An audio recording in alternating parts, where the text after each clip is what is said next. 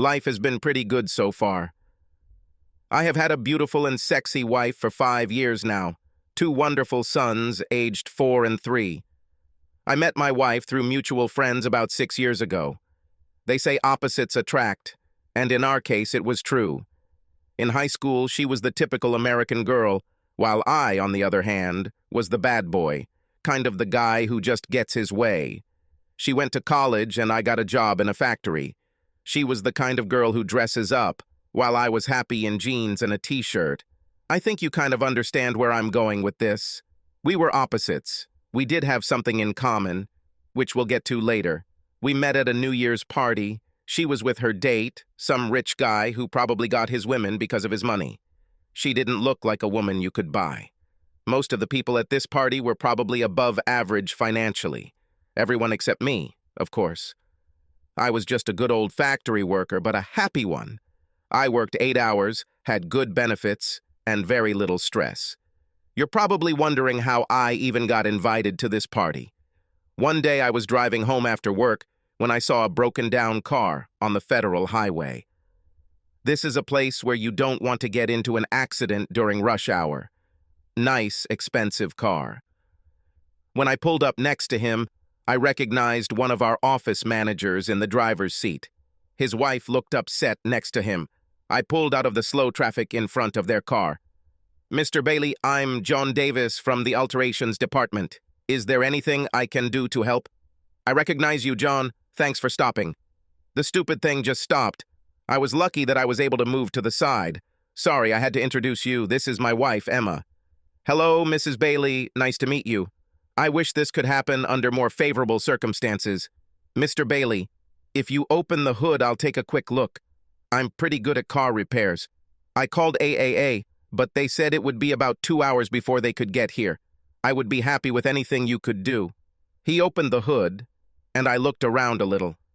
"Mr. Bailey, did you recently replace the battery?" I asked. "John, you can call me Dan. We actually replaced the battery about 2 days ago.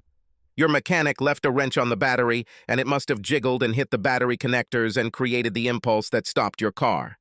Let me take it off and see if it starts. I need to get a pair of gloves. This key is fried."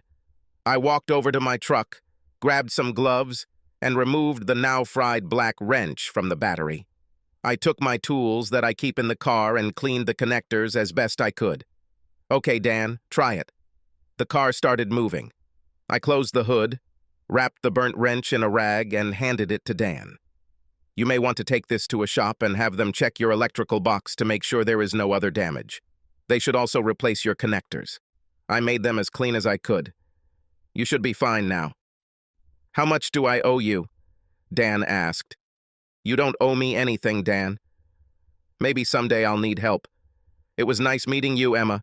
Maybe we'll meet again someday." "I was glad to meet you too, John," she said. They drove off, and I got back in my truck and drove home. There is something satisfying about helping people in trouble. A couple of days later, while I was working, Mr. Bailey, Dan, came up to me to thank me again. He said he took his car to the dealership, and they had to replace most of the wiring. He was told he was lucky his car didn't catch fire. "I'm glad I could help, Dan." "Emma wanted me to invite you to our New Year's party if you don't do anything. Something like gratitude for helping us. You can bring a girl with you if you want. If not, then there will be many suitable ladies there." He handed me the invitation. "Thank you, Dan. Now, I'll probably come alone. Thank Emma for the invitation. As I understand it, you have to wear a suit and tie. Dress as you like, John. It's a party. The idea is to have fun." I was wearing slacks, a blue button-down shirt, and a sports jacket. This is about as close to what I wear. I was greeted by Dan and Emma, who in turn introduced me to several other people, including Kara and her date, Rob. Kara is a beautiful woman and was all dressed up. She smiled at me as she said, "Hi, John, nice to meet you." Ray, on the other hand, was exactly what I thought he would be, an arrogant man who came for the money. Kara and Ray worked in the same office. Emma was a passive partner in the firm, also working there, but most just thought she was a middle manager. Ray was busy kissing the boss's ass, so I walked up to Kara and asked her to dance. We hit it off from the very beginning. We danced and she told me a little about her life. She said Ray, and she worked in the same office. She didn't really like him, but she agreed to be his date at this party. She knew all the people from her office who were there. She didn't know many of Dan's friends. I told her about myself, which I thought might turn her off because I'm not someone who has money. But that didn't bother her. I think she was pretty independent. We probably danced 4 dances in a row before she remembered she was with Ray. She left to find him. I danced with a few other girls, but it wasn't quite the same. When they found out that I was penniless, most left after the first dance. I decided that they were hunting for husbands. Love didn't mean a damn thing to these women. Money was the key to their success in life. At midnight, everyone shouted, "Happy New Year," and kissed each other. I was looking for Kara. I asked her to give me a New Year's kiss, and she gave me a kiss. I pulled her to my lips again and gave her a real sensual kiss. After about 3 seconds, she relaxed and returned the kiss. We must have kissed 3 or 4 times before she pulled away. I asked her about her date, and she said she thought he had gone out with one of the secretaries. I asked her if she was ready to leave, and I would take her home. At first, she stared at me, but then we said goodbye to Emma and Dan and left the party. Kara, I'm not ready to take you home. Could we go to another party that I was also invited to? John, I don't know why I left with you.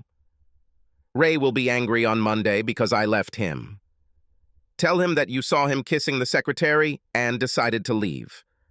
I'm sure that's what he's probably up to anyway. Please come with me. If there's no other reason, do it for me. I want to show you off. You are the most beautiful girl I have ever met. But I'm not your mate. You will, if you come to the party with me. Come on, Kara, live a little. She smiled at me, and I went to one of the local parties where I knew some of my friends would be there. Everyone I knew said hello to us.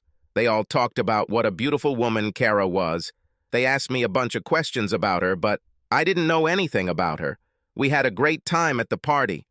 Almost everyone accepted her, although some women envied her. We had fun for a good couple of hours before leaving. I took her home. She still lived with her parents, but they were gone for the weekend. Do you want to come in, John? She asked. Only if I can make love to you, I replied. We just met today, John. What would you think of me later? I want to make love to you, to possess your body. I want to kiss every inch of your body. As for what I think about you now, later it will only be much better. I might fall in love with you if I haven't already. I saw her trying to tell right from wrong, whether she should or shouldn't. I wasn't going to wait for an answer. I took her hand and walked her to the door. She gave me the key, and we entered the foyer. She took off her coat, and we headed to her bedroom. Not a word was said. When we got there, I kissed her very tenderly. John, I've never done this on a first date before. I need you to know this. I slowly unzipped her dress and let it fall to the floor. She was wearing only her sexy bra and panties. She was also wearing tights, which I hate. I needed to take them off first, so I put my hands over them and lowered them onto her buttocks. She sat on the bed while I finished taking them off. Kara, why do women wear tights? Most guys hate them. For 2 reasons, for me, John. Firstly, to make my legs look smoother, and secondly, so that guys can't get into my pants. She smiled. Taking off her tights, I gently pushed her onto the bed. We made love for the next few hours. Of course, this was not entirely true. We had to rest between sessions.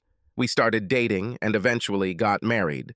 Her parents weren't very happy about our wedding, but Kara stood her ground and told them that we would run away if we didn't have a wedding. They gave us a really grand wedding. I even felt out of place here. The only people I knew were my mom and dad, Dan and Emma, and of course Ray was there since she invited her entire office. I invited several friends from work, but they didn't come to the wedding. They gave us cards and gifts, but said they just felt out of place. Her parents gave us $50,000 as a down payment on a house as our wedding gift. We bought a fairly modest place, but it was still out of my price range. I worked overtime to be able to make payments. Kara never complained about our financial situation. I don't know if her parents ever gave her some every now and then or not. Kara knew that I wanted to be the head of the family, and I wanted her parents to help her as little as possible. Shortly after we got married, she became pregnant. We might not have gotten married, we just made love day and night for weeks after we got married. Our son Jimmy was born. Kara took time off from work to be with her child. After about 2 months, she returned part-time. We could use this money. A little over a year later, our second son Jerry was born. We kept my name in J. There was Jimmy, Jerry, and me, John. I was hoping it would be a few years before we had another child. Kara decided to go on birth control. She took another 2 months off and then returned to work part-time. Instead, we received bad news. My plant was closing, and they were going to merge our plant with another plant 2 states away. Hearing this, I was shocked. That was all I knew. I've worked there since high school. Now I was on the verge of losing my job. I came home to talk to Kara about the options they gave us. We could move to Illinois, we lived in Ohio, or get a severance package that depended on how long we worked there. All this was supposed to happen in 60 days. Kara said she didn't want to leave the state. Both of our families were here, and she felt the children should see their grandparents. In our city, not many people were hired. Kara came up with the idea for me to become a stay-at-home dad. Her job, if she worked full-time, brought in $80,000 a year. I never knew this. We never actually discussed this. She didn't take money from her parents. She earned it herself. I asked her why she never told me, and she said that many men feel inferior when their wives earn more than them. She said that I am in no way inferior to anyone. She loved me with all her heart, and we could overcome this bump in the road. We didn't really have much of a choice at this point. I became a stay-at-home dad. Almost a year has passed. It's actually quite cute, minus the diapers. I take my sons to the park almost every day. I talk to all the other moms and nannies. Let me tell you, these women are talking some nasty shit. They didn't seem to care that I was the guy among them. Listening to some of them talk was worse than the locker room talk I heard in the gym. I get offers almost every day. I don't know if they all meant it or not. I'm sure some of them wanted it. If I hadn't loved my Kara so much, I might have been influenced by many women. I am influenced, but only by the woman I love. Kara very rarely refuses my love. Kara came home and wanted to talk to me. She said they hired several new managers and transferred several people from other offices. You look a little worried, dear. What is this? What's bothering you? I asked. The good news is that they hired Dan, Emma's husband, for an office position. I'm not quite sure yet what his responsibilities are or who exactly he works for, she said. Darling, this is good news. Dan is a good person, and I'm glad he was able to get a decent position. John, I know you don't like Ray. I interrupted Kara. You said that Ray was transferred to West Virginia when you left full-time. He was there, but he's being transferred back.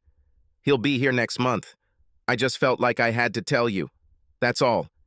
That's not all, is it, Kara? I could read it in her face. No, he will return as my boss. I asked to be transferred to another department, but they refused. Apparently, I'm too valuable to be transferred. I spoke to my boss, William, and he is being transferred to Arizona due to breathing problems. So I'm the only one who knows our department outside of Ray. Why didn't they just promote you? I asked the same question. It seems Ray knew about William's departure and asked for the job. He's already at that pay level and has seniority over me, which is why he got the position. You want me to go and talk to him before he tries to do anything to you? John, does this make sense to you? He may not do anything. He's just so pushy. I don't know what to think. I will continue to work on the translation. I didn't want to bother you about Ray, but I didn't want you to hear it from anyone else either. You did the right thing when you told me, darling. Thank you for being such a good wife. Until the end of the month, everything seemed fine. Ray arrived the next month, and Kara always came home later and often upset. She hardly played with our boys. Sometimes she didn't have dinner. I had to figure out what the problem was. The next time she came home upset, I told her we needed to talk. What's the matter, Kara? Ray proposes to you? I asked. Not exactly, John. He really fools around and tries to touch my arm or hand when I'm alone with him. He talks about how he used to think about me and stuff like that. Is there really no one to whom you could tell, with whom you could talk? And what to tell them, John? Sir, I dated Ray once before I got married, and now he's talking to me. John, I can't prove anything. I even put a tape recorder in my drawer, but he never tells me anything when we're in my office. Maybe it's just me. Maybe I'm just paranoid. Honey, if he ever tries to do something to you, will you tell me or keep it a secret? Honestly, I don't know, John. I think it depends on what he was trying to do. For example, if he tried to kiss me and I told him no and he backed off, I probably wouldn't tell you. You would have gone and killed him, and I would have been left without you. I love you, John, and I would never do anything to hurt you. All I ask, Kara, is if you have any problems with Ray or any other guy, let me know.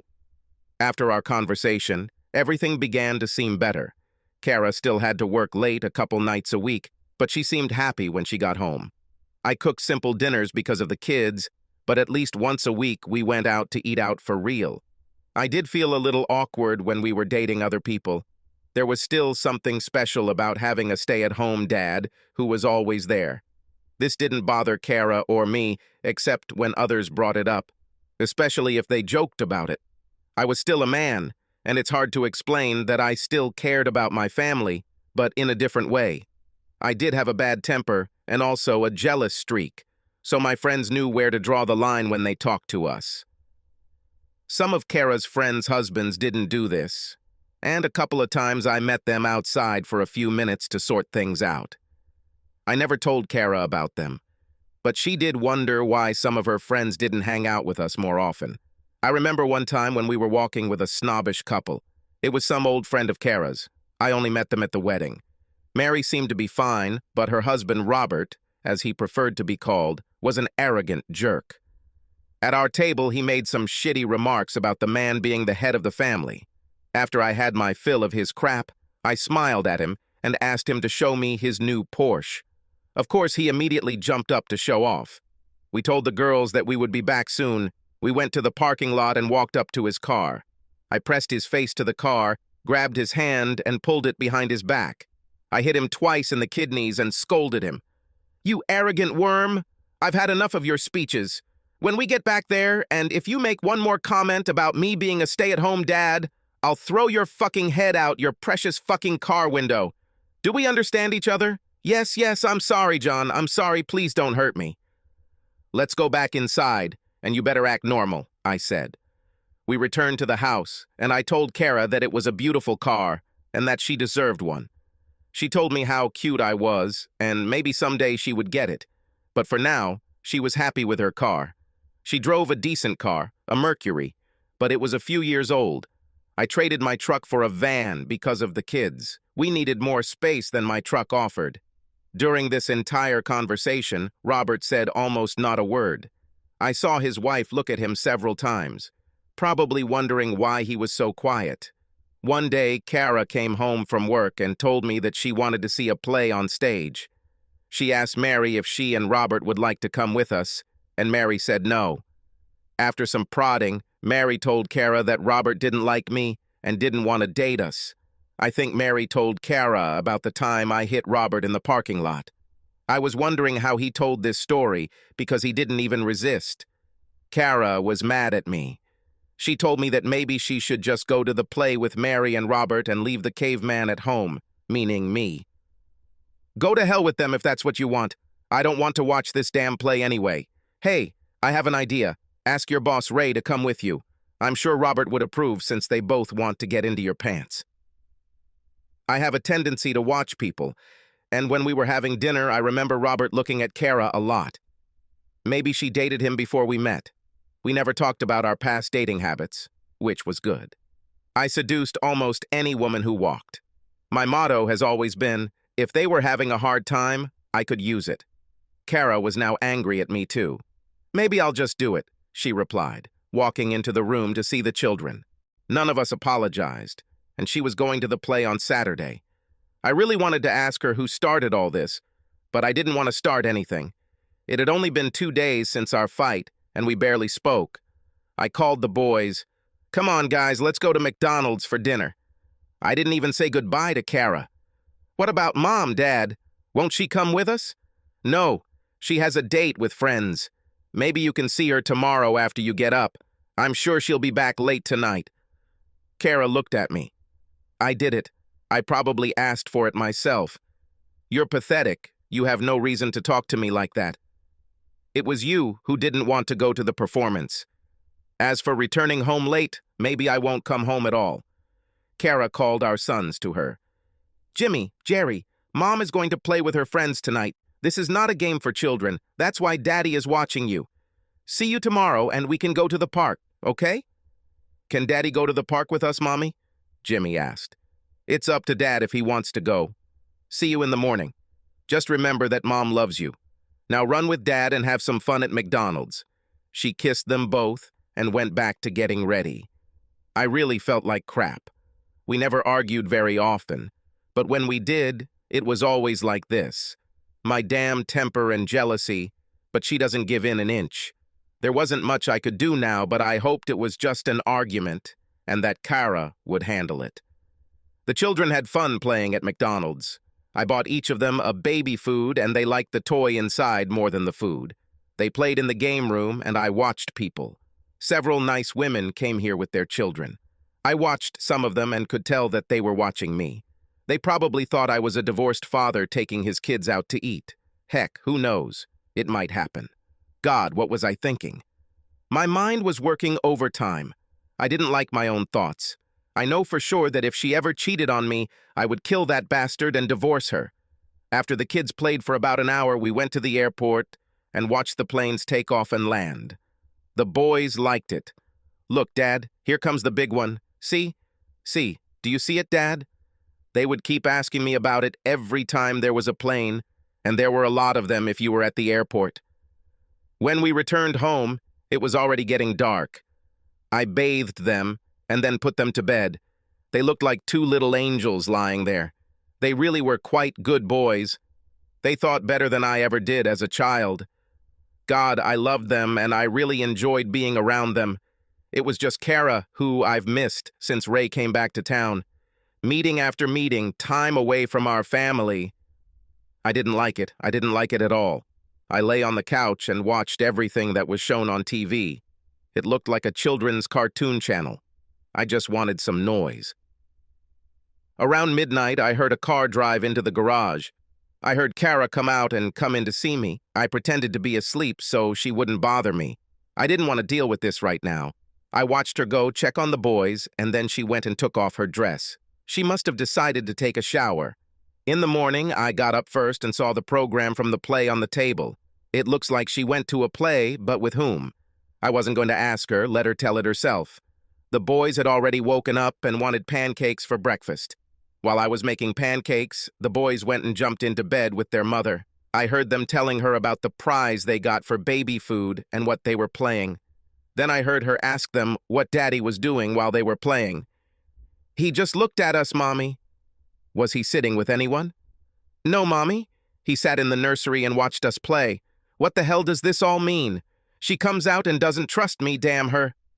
Maybe I gave her a reason. She could take the boys to the playground herself. The boys came to the kitchen and ate their pancakes. Kara came in and tried to talk nicely to me, but I didn't return her niceties. She ate 2 pancakes, sat down, and talked to the boys. Before she could ask me if I was going to the park, I told her that I had plans for today. She will have to spend time with her children without my presence. Where are you going? She asked me. Plans, I have plans. I'm going to meet my friends. I need to leave alone, I answered. I could tell she was furious. She did the same thing to me the night before. I wasn't her doormat. I went and put on a nice shirt and a pair of trousers. I told the boys to enjoy the park with their mother and left the house. I had nowhere to go. I just wanted to get even. How stupid can you be?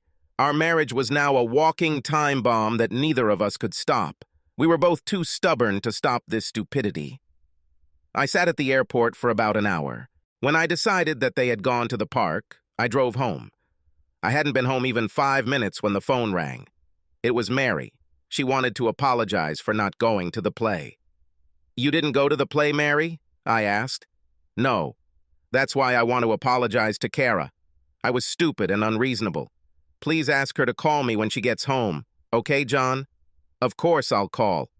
Thank you for calling, I replied. Now I was beside myself. If she didn't go with Mary and Robert, then who did she go with? Probably with Ray. Damn, I was angry. I couldn't even think straight. The bars were open and I decided to go tie one of them. This was something I hadn't done in years. I went to the local pub where my old friend Julie worked. Actually, she owned the place. She was 15 years older than me, but she was a friend I could talk to. Hey, John, it's funny to see you here. I haven't seen you in months without the little lady strapped to your arm. What can I offer you? Please, Julie, give me 3 double whiskeys and 3 beers first. Are you going to have a one-on-one, old friend? Do you need someone to talk to? Not now, Julie, maybe later. Right now, I'm just going to get drunk. Julie, do I have good credit in case I run out of money? Your credit is always good here, John. If you need anything, just ask. The establishment was almost empty. Several early drunks and a bar counter. She was an older woman who would probably do anything for a drink. I was pretty much out of everything. I looked at the door and Kara came in. Julie called her to come and pick me up. 2 women helped me into the car. My 2 sons laughed at me from the back seat. I heard Kara thank Julie for calling. Kara told her that we would come get the car in the morning. I passed out and Julie let me sleep in the car with the garage door down. When I woke up, it was completely dark outside. Oh my God, it was 3:30 in the morning. I staggered into the house and headed to the bathroom. I peed and was close to throwing up. Luckily, I didn't do this. I returned, lay down on the sofa, and fell asleep again. The next thing I knew, Kara woke me up and told me we needed to talk, that things were getting out of control. She had an appointment all day today and tomorrow, but we'll need to talk as soon as possible. She told me that she had spoken to our neighbor who would take me to get the van. He'll arrive at 10. She said she was late and had to leave. After a light kiss on my cheek, she told me she loved me and headed for the door. I got up, made coffee, and waited for the boys to wake up. I barely remembered what happened the day before, but I remembered Mary's call. She and Robert did not go to the play. My head hurt like hell, and I took a couple of ibuprofen, hoping to dull the throbbing. I gave the boys some cereal and got them dressed. I got dressed and waited for my neighbor. We all got into his van as he drove us to pick up our van. I thanked him and apologized for any inconvenience I caused him. No problem, John. I stopped when I was young, he replied. I buckled the boys up and we headed out. I found myself driving to Kara's office. I took the boys with me to her office. This was the first time they saw the inside of their mother's office. I went to her secretary and was told that Kara would not be in the office today. I asked to see Ray and was told he was also out of the office. Where the hell are they? I'm her husband. I'm very sorry, Mr. Poole. They're at a company meeting at the Holiday Inn, she said. I was about to leave when Dan approached me. John, how was your day? He asked. Not the best, Dan. I came to see my wife and found out that she was not here. She's at the Holiday Inn with that damn idiot Ray. He was stunned by my statement and asked me to come to his office. The boys sat in the hall while I talked to Dan. What does all this mean, John? Is Ray making inappropriate advances to Kara? It is hard to believe. This is the first time I've heard about this, he said. I'm not sure what's going on, but that's why I came here to find out. John, they are at a meeting at the Holiday Inn. I know this for sure. Tomorrow they will be there again. Don't do anything you'll regret until I come to you. Thank you, Dan. I might add that you have always been a friend. He came out and talked to the boys for a few minutes. He really was a decent guy. She and Emma made a good couple. It's good that he found a job in this company. The boys and I left and I drove past the Holiday Inn. I saw Kara and Ray's cars parked side by side in the parking lot. It just hit me in the wrong direction as I was heading home. When we entered, the answering machine was blinking. It was a message from Kara. John, I'm sorry, dear, but this meeting will last longer than we planned. Come on, start having dinner without me. I'll talk to you when I get home. Kiss the boys for me. Love you. What was I supposed to think? She never told me that this meeting would take place at the hotel. I wasn't going to be here when she got home. I took the boys and headed to my mom's house. I left Kara a note and said that maybe we'll see her tomorrow. Tonight we stayed at my mom's. I just signed it. John. No love. John. I didn't know what I felt at that moment. Everything seemed wrong. Tomorrow I was going to the Holiday Inn myself to end all this crap. Around 9 o'clock in the evening, my mother's phone rang. I knew it was Kara. She must have just returned home. I asked my mom to answer and tell Kara that the boys had already gone to bed and I was in no mood to talk. I'll see her tomorrow. I heard my mother say that it was useless, that I was too stubborn. My mom liked Kara, unlike how Kara's parents treated me. Mom ended up telling her that she would take care of everything and that I would see her tomorrow. My mother told me, "John, something is wrong here. You and Kara need to talk and work things out." She cried when we hung up. "I don't care what you think. Kara loves you, and you need to get your head in order. There's no point in arguing with Mom. In any case, it is possible that I got this bovine gene from her."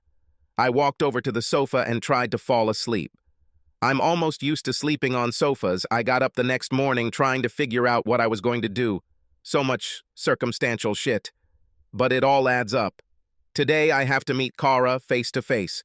I decided to go to the Holiday Inn and find out all the facts for myself. I asked my mom to watch the boys so I could go talk to Kara. Mom was glad to see that I was at least giving Kara a chance to explain everything. I headed to the Holiday Inn. First, I looked for their cars. I saw their cars in the side parking lot. I walked through the side entrance and saw a sign posted where the meeting was being held. The doors were open so I could hear what was going on. About 10 people were sitting around the oval table. I looked inside, but no one saw me. Kara sat next to Ray, the bastard. I was listening outside the door when the other person said they would break for an hour for lunch and then meet to finish work. Today they must finish work early. I quickly went out to the van and waited for everyone to leave. They stayed there for lunch, but I saw Kara and Ray leave through the side door. I rolled down the window to listen to what they were saying. "What do you want, Ray? I don't want to be here with you. Some people might misunderstand this, and I already have enough problems at home," Kara said. "Little home daddy misses you. Does he think you have a lover?" Ray asked. "Stop it, Ray. What you and I had, or rather never had, was 6 years ago, before I met John. When will you finally understand that I want nothing to do with you? Why are you making my life so difficult? Don't you understand? I don't want you. I want my husband, John. Come on, Kara. What does he have that I don't? Besides, he is the stay-at-home dad, and you are the breadwinner. When will you want a real man like me and leave his sweet ass? John, twice, no, 10 times is more than you can hope for. You're lucky I didn't tell him how you pestered me. He'll kick your ass next week. Now leave me alone. You think I'm afraid of the houseboy? Come here. Let me feel your breasts again." He raised his hand to grab her breast when she pulled back to slap him. He reached out and grabbed her hand. "Come on, Kara, is this all you have in you to fight?" I jumped out of the van, and within 3 seconds I was on his ass. I saw his jaw drop, and Kara asked, "John, what are you doing here?" "I'm doing what I should have done months ago," I answered. I hit him as hard as I could in the stomach, then with my right hand, which hit the left side of his face. I just kept hitting him. Somewhere down the line, I probably broke his nose. I know I'm back to body punching. He was never able to make a single swing. He continued to use his hands to try and protect himself. I heard Kara behind me crying and screaming, "Stop, John, please stop." As he fell to the sidewalk, 2 patrol cars pulled up and the officers told me to get on the ground. I guess I didn't go down fast enough when they screamed at me again. "Lie down on the ground, arms at your sides, and now spread your legs."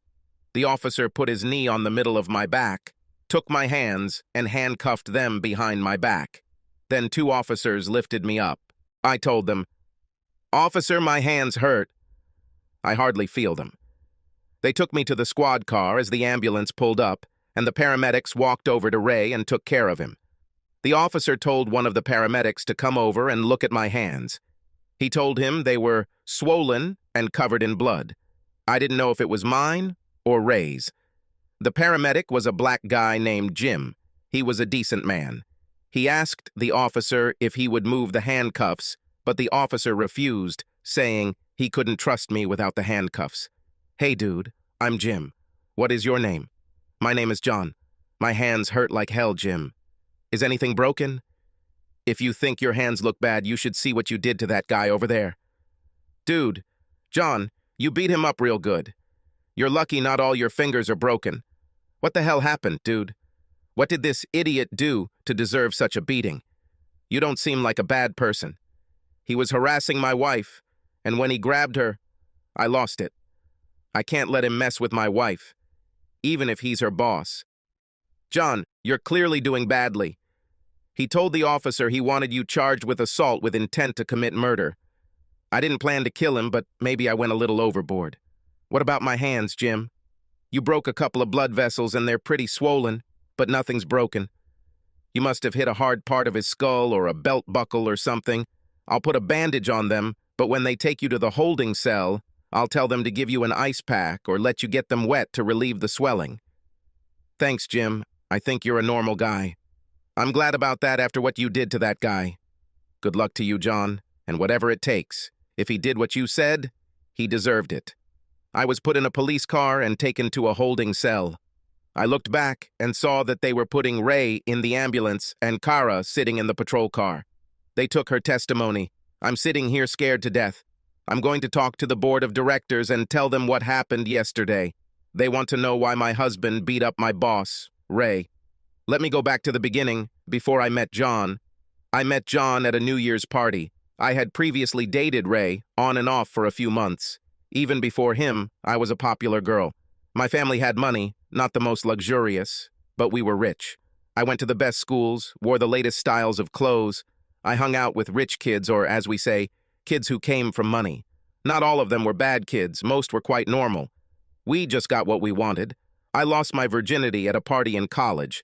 I wasn't depraved. I could count on one hand the number of men I've been with. When I started working at Bookbindings, Inc., I was quite popular. I worked in marketing and got along with almost everyone.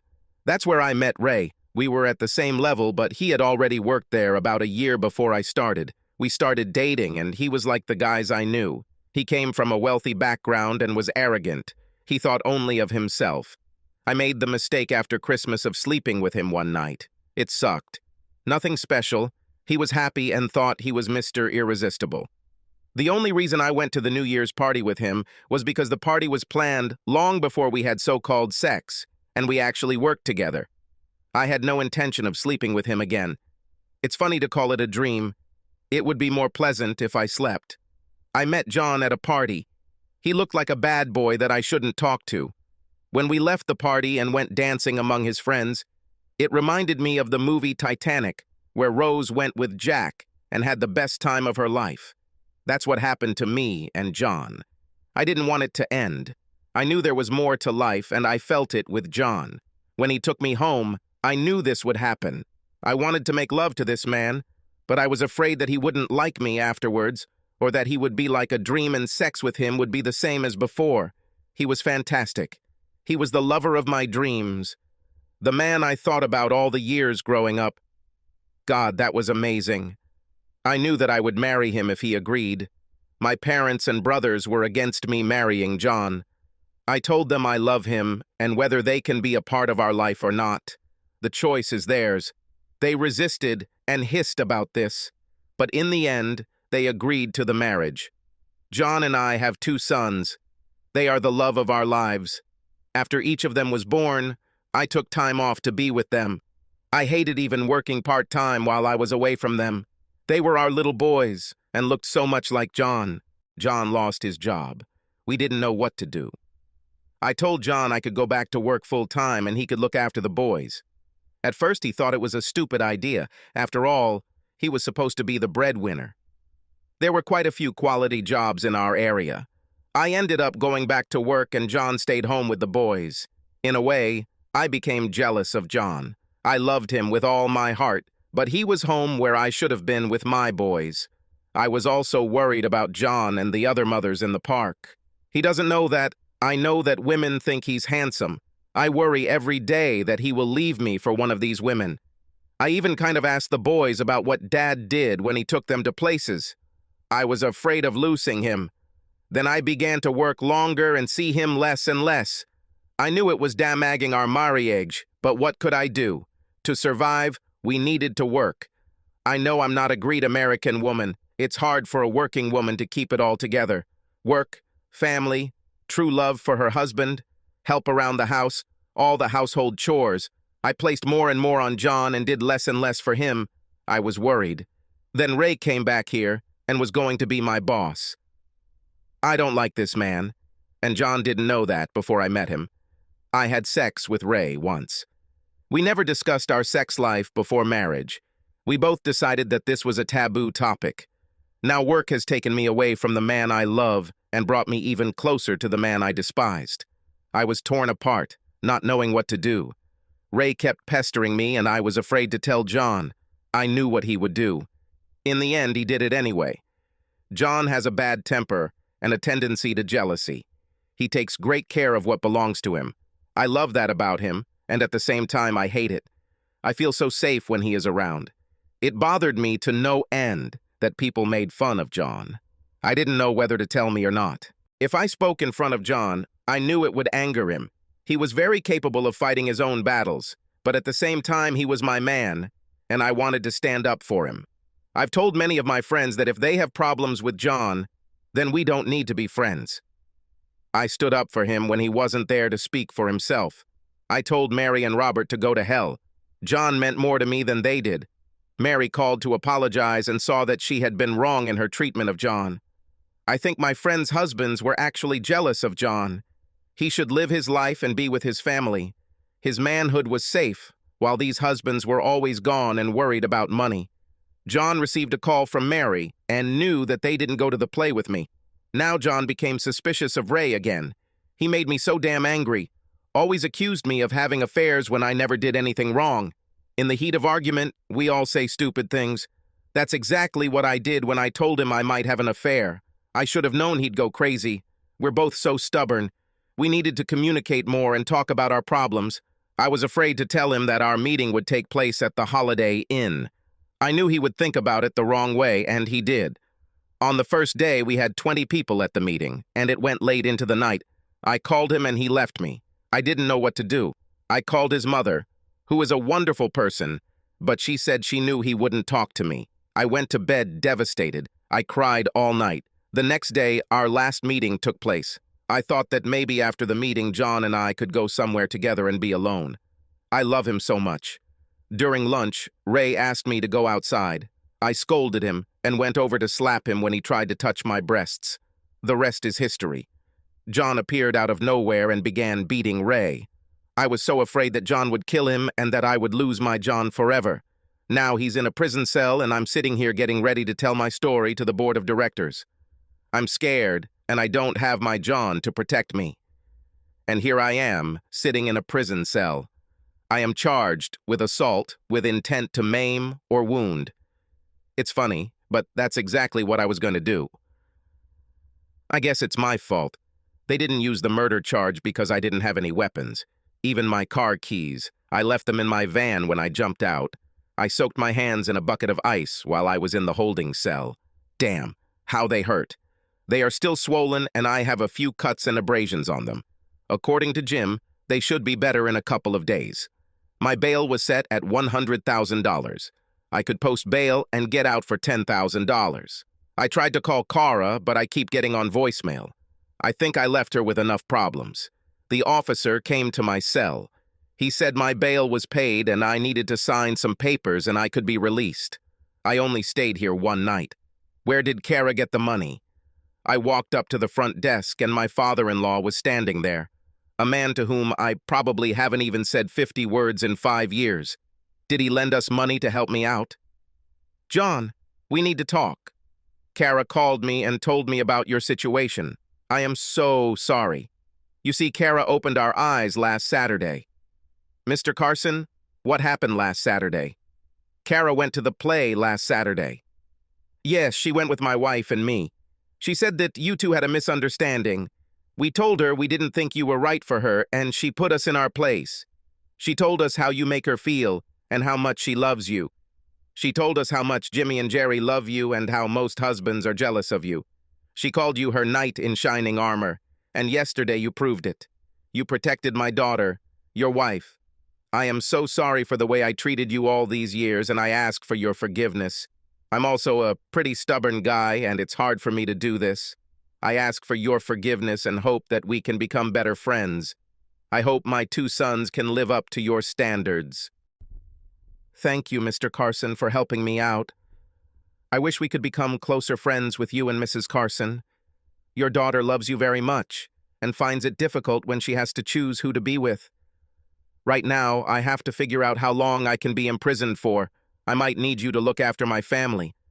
John, we will fight this. I know Kara, and she doesn't lie. She may not tell the whole story every time, but she won't lie about it. Right now, we need to take you home to your boys. Kara, in her office, does her best to explain what happened. Mr. Carson dropped me off at my house. Kara left me a note in case I was released on bail. Honey, I'm in the office, trying to figure out if I have a job. Please don't leave if you get home before me. I miss you so much. I left the boys with your mom. John, you have to trust me. I love you with all my being. I hope you'll be there when I get home. Love you, Black. I'm pretty sure Kara didn't cheat on me with Ray, but now we had other problems. I went to the refrigerator to grab a beer when I heard Kara's car was in the garage. I quickly grabbed another beer and opened both. As soon as Kara walked in, I handed her one. A peace offering for all the horror I've done. I love you, and I know we can get through this if you stay with me. Kara, I'm a fool for not fully believing you. Please forgive me if you can. I had tears in my eyes because I really meant what I said. Kara began to cry and reached out and hugged me. I was still holding the beer with both hands. Honey, could you take one of these before I spill it? She smiled at me through her tears. John, I love you so much. I never cheated on you. I didn't even think about it. Please believe me. I just didn't tell you everything because, well, now you know why. From now on, I will tell you everything. Maybe we can nip this in the bud before it gets too far. I wanted to tell you what was going on, but then you started blaming me, and we're both a little stubborn. We need to talk more often, she said. I agree. No more secrets or untold stories. When your father posted bail for me, I was surprised to see him. He apologized to me and said that you told them off and stood up for me. He said you went to the play with him and your mom. All this time, you didn't tell me anything. As I mentioned, you kept accusing me of wanting Ray and accusing me of dating him. I got angry and simply said, to hell with it. You can believe whatever you want. I never cheated on you and was always on your side. You just never saw it. You assumed the worst. What a fool I was. You're right, we really need to talk more. Are you going to tell me what happened at work today? I wasn't exactly aware of what was going on. You won't believe it, but I was invited to the board of directors to talk about our vision of events and what led to them, and Emma was on the board of directors. I almost fainted when I saw her. No wonder Dan got the job so easily. If I were on the board of directors, I would hire you, she said. I was talking to Dan the other day and he told me not to do anything stupid until he could call me back. I should have listened. But when that creep came to touch you, I freaked out. I'm so sorry, honey. John, you never need to apologize to me for protecting me. That's one of the things I love about you. You are my hero, she smiled. Your hero is about to go to prison if I don't find a way out of this mess, I replied. So, what happened at this meeting? Emma started by saying she cared about you, and she thought you had to be angry to do what you did. I told her about Ray trying to hit on me, and I kept turning down his advances, but he didn't stop. She told me that I should have come to the board and reported Ray. I told her I had no proof. It was his word against mine. One of the other board members said that I should have reported the incident so that it would go on file. After a number of complaints, they would have taken disciplinary action regarding this. I went ahead and told them everything that happened, and that when Ray grabbed my hand, you jumped out of the van and protected me. Did they say anything else? They talked to Ray in the hospital and his story was completely different. They told me you beat Ray up pretty bad and he pressed assault charges against you. He'll be in the hospital for another day or two. They asked me if I would like to file a sexual assault report against Ray. I asked them what the point was, since I had no proof anyway. Emma pulled me aside and said, Kara, trust me. Apply. I did as Emma advised and filed a report of sexual harassment. The council told me to take the rest of the week off and come back on Monday when they can review all the evidence and make a decision. I asked if I still had a spot available, and one of the board members told me they would let me know on Monday. God, honey, I really screwed up this time, I said. We had a few days to spend with the boys. There was nothing we could do for now, so we told the boys that we would take them to the zoo as a family. After the zoo, we went to their McDonald's, and then they wanted to do some airplane watching. Let me tell you, it was so much better doing it as a family. It even made the fries taste better. We put the boys to bed, and Kara asked me if I would make love to her. She didn't have to ask twice. We made love for the next 2 hours before we were literally too exhausted to continue, so we cuddled and went to bed. The next morning, we received a call from Kara's father's lawyer. He told us not to worry and that Kara's father would pay any legal fees. I didn't like the idea of accepting money from him, but Kara told me that she knew he had to do it to apologize to us. She was right, and besides, we didn't have money for a good lawyer. On Monday morning, Kara was getting dressed to appear before the board. I dressed the boys and then put on trousers and a sports jacket. Kara looked at me and asked, "Where are you going?" "We leave the boys with Mom, and I'm going with you." I made a mess, and I will be with you until the end. You can't do this alone. She cried and kissed me. After dropping the boys off, we walked into the office and went upstairs to the waiting room. The secretary came out and asked Kara to come into the hall.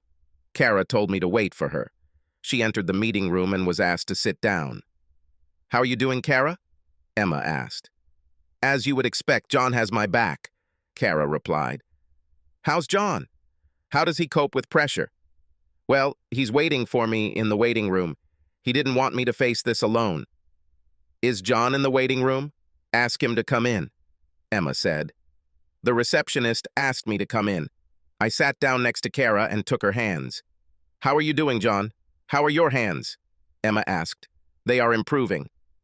"I'll be fine in a couple of days," I replied. "John, Kara, we think we have good news for you. We had Ray here recently. Anyway, John, you gave him a good time. Anyway, we brought up the sexual harassment case you filed last week. Of course, Ray said none of this was true. We asked him what then provoked John to attack him. Of course, he didn't have a straight answer for us. Another board member continued, Ray said that, although the allegations cannot be proven, which we agree with, he would be willing to drop the charges against John if you, Kara, would drop the harassment charges against him and no disciplinary action against him would also not be accepted. So, Kara, this is on your territory. Are you willing to drop the harassment charges against Ray so he can drop the assault charges against John? Kara cried, squeezing my hands. I saw Emma's eyes begin to fill with tears too. God, yes, thank you very much. I don't know what to say, Kara exclaimed. I had something to say. Emma, and all of you, I would also like to thank you for your actions here, and I don't want to seem ungrateful, but does my wife still have to work under Ray? I'm afraid it would be difficult for me to come to terms with this. Another board member said, we also had to take this into account. We could offer something, but Kara has to make a different decision. Kara, would you be willing to take over as head of the department? I don't understand. You said there would be no disciplinary action. Where will Ray go if I get promoted? Kara asked. He'll go back to West Virginia. He complained after signing the lawsuit, but we told him it was not disciplinary action. It was just a good business move. He will be on sick leave for about a month, and then will be transferred to another place. We will not send it back in the same condition as it is now. So, Kara, should we consider this an acceptance for a promotion? Kara looked at me. Well, dear, should I take this position? She smiled at me. Of course, just don't work so late. The boys and I will cook dinner for you. I smiled back. Emma spoke up. Okay, I think we did a good job here. Oh, Kara, I hope you'll be careful about my situation. Very, Emma, very, and thank you very much for everything, Kara replied. When we left the meeting room, Dan was standing there, smiling. I didn't shake his hand, I hugged him. He was a true friend. When we got in the car, I told Kara to call her mom and dad and invite them to dinner. We're paying. We had great news to share with them. I thought this would be a good start in understanding each other. 2 years have passed since all this happened. Our life was really good. Whenever one of us goes too deep, we use the word stubborn. This is to let the other person know that we need to discuss this. I'm still looking at the women, but I let Kara know what I saw. I always answer, but it's better at home. Kara told me she could live with it. Look, but don't touch. The kids are at school now, so the days are much calmer. I told Kara I was going to look for a job. That same day, my father-in-law called me. John, Kara called and said that you are looking for a job. This is true? Yes, Dad, that's true. He told me when we went to dinner that I should start calling him Daddy, and that's what I do. The boys are at school, and I would like to find some work. I have a vacancy in a warehouse. It only pays $30,000 a year, but it's an honest job, and you can rest when my grandchildren are home. We might even find a way to give you a summer vacation. My grandchildren come first. He learns that family comes first. I accepted the job offer and called Kara at work. We met for lunch and invited Dan and Emma along. We asked them to be Jimmy and Jerry's godparents. The most important thing Kara and I learned is that we need to communicate more with each other. Don't assume anything, ask each other. Our lovemaking is still great. We have friends who were Kara's friends and friends who were mine. All our friends understand that they have to accept both of us or neither of us.